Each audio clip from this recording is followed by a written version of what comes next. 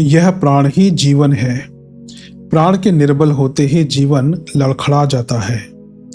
प्राण निकलते ही देह ऐसी हो जाती है कि उसे छूना तक अशुभ समझा जाता है और उसे जल्द से जल्द जलाकर या गाड़कर नष्ट कर डालने का प्रबंध किया जाता है, क्योंकि यदि कुछ समय वह यूं ही रखी रहे तो सड़कर भारी दुर्गंध एवं रोग विस्तार का कारण बन जाती है।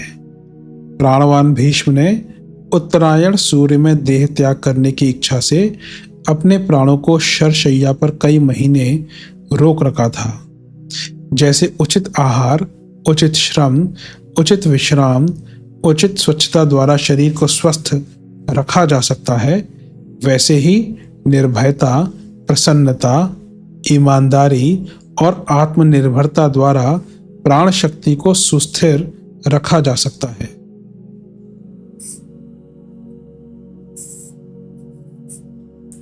निर्भयता का अर्थ है कि हम किसी से भी ना डरें। समुचित साहस और शौर्य हम में होना चाहिए। जब बेचारी मृत्यु तक हमें नष्ट नहीं करती तो इन तुच्छ से तुच्छ क्षण में धूप छां की तरह आने वाले सुख दुखों की क्या बिसात है जो हमें डराएं। जो परमात्मा से और उसके दंड से डरता है उसे किसी से भी डरने की आवश्यकता नहीं। विपत्ति कागज के हाथी के समान है जो दूर से डराती है, पर जब वह पास आ जाती है तो तुच्छ मालूम पड़ती है। कोई ना कोई रास्ता ऐसा निकल जाता है कि वह मुसीबत बात की बात में कट जाती है।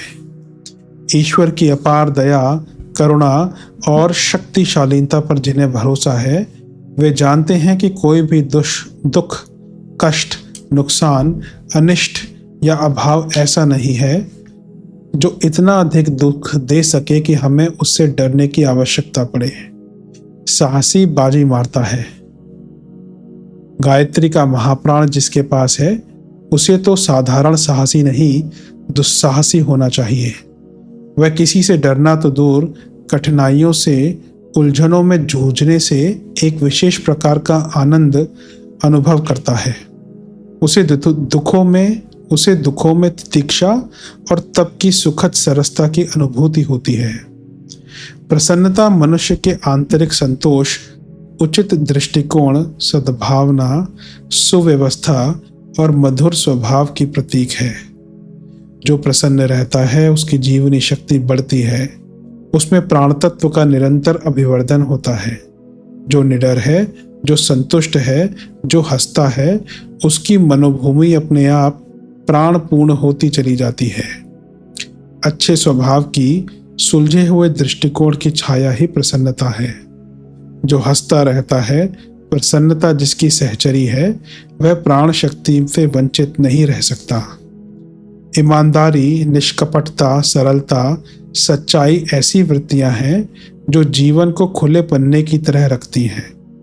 जहां चोरी, ठगी, धूर्तता, कपट, धोखेबाजी, बेईमानी की इच्छा नहीं, वहां कोई गोपनीयता भी नहीं रहेगी। एक झूठ छिपाने के लिए 20 नए झूठों की रचना करनी पड़ती है। वह खुल ना जाए इसलिए बड़े प्रयत्नों की आड़ बनानी पड़ती है।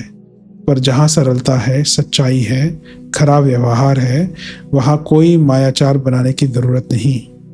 कहते हैं कि सत्य में 1000 हाथी के बराबर बल होता है, पर वास्तविक बात यह है कि सच्चाई में अकूत बल भरा हुआ है। जिसके मन में बेईमानी नहीं, जिसके कार्य में चोरी नहीं, उसका मन सदा हल्का रहेगा और उसे किसी से डरने की आवश्यकता न रहेगी। इस प्रकार की पवित्र मनोभूमि में प्राण का स्वाभाविक संचय होता है और वह ईमानदार व्यक्ति दिन दिन प्राणवान होता जाता है। आत्मनिर्भरता का मतलब है दूसरों के ऊपर निर्भर ना रहकर अपने पुरुषार्थ, उद्योग और परिश्रम पर विश्वास करना। जो लोग अपनी योग्यताओं, शक्तियों और सामर्थ्यों को तो बढ़ाते नहीं और दूसरों से यह आशा करते हैं कि अमुक की कृपा से हमारे काम हो जाएंगे, वे सदा घाटे में रहते हैं। भले ही किसी की कृपा से कोई अनायास लाभ हो जाए, परंतु पराश्रयी, परमुखापेक्षी रहने पर उनकी अपनी प्राण शक्ति ना बढ़ेगी और प्राणमय कोश सुव्यवस्थित ना हो सकेगा। सफलता चाहे छोटी हो, थोड़ी हो, पर होनी चाहिए, अपने बाहुबल द्वारा उपार्जित। ऐसी दशा में ही साहस, उत्साह और आत्मविश्वास बढ़ सकता है। जिसे अपनी महानता का, अपने आत्मगौरव का ध्यान है, वह नीच विचारों और पतित कर्मों को नहीं अपना सकता। अतएव उसकी उच्च विचारधारा और उत्तम कार्य प्रणाली अपने आप ही स्वचालित डायनामो की तरह प्राण शक्ति की बिजली उत्पन्न करती है और साधक का प्राणमय कोश सुविकसित होता चलता है। विशेष साधनाओं द्वारा भी प्राण शक्ति का विकास होता है, परंतु जीवन में उपर्युक्त 4 सद्गुणों को अधिकाधिक मात्रा में सम्मिलित करते चलना भी एक ऐसी व्यवहारिक एवं सर्वसुलभ साधना है जिसको अपनाकर हर कोई मनुष्य बिना यौगिक साधनाओं के भी प्राणमय कोश को सुव्यवस्थित कर सकता है, प्राण शक्ति का विकास कर सकता है। जिसमें निर्भयता, प्रसन्नता, ईमानदारी और आत्मनिर्भरता के गुण होंगे, उसका अंतःकरण निरंतर प्रफुल्लित, उत्साहित एवं संतुष्ट रहेगा। ऐसी ही मनोभूमि में प्राण शक्ति का विकास होता है। ये सद्गुण मनुष्य को प्राणवान बनाते हैं, उसकी प्रतिभा, तेजस्विता और पुरुषार्थ शक्ति को बढ़ाते हैं। फलस्वरूप वह व्यक्ति व्यवहारिक जीवन के प्रत्येक मोर्चे पर सफल होता है। उसकी वाणी में, भाव भंगिमा में, चेष्टा में, क्रिया में, विचारधारा में सर्वत्र प्राण ही प्राण परिलक्षित होता है। ऐसे ही सद्गुणी एवं प्रतिभा संपन्न व्यक्तियों के द्वारा संसार में महान कार्यों का संपादन होता है और वे ही महापुरुष कहलाते हैं।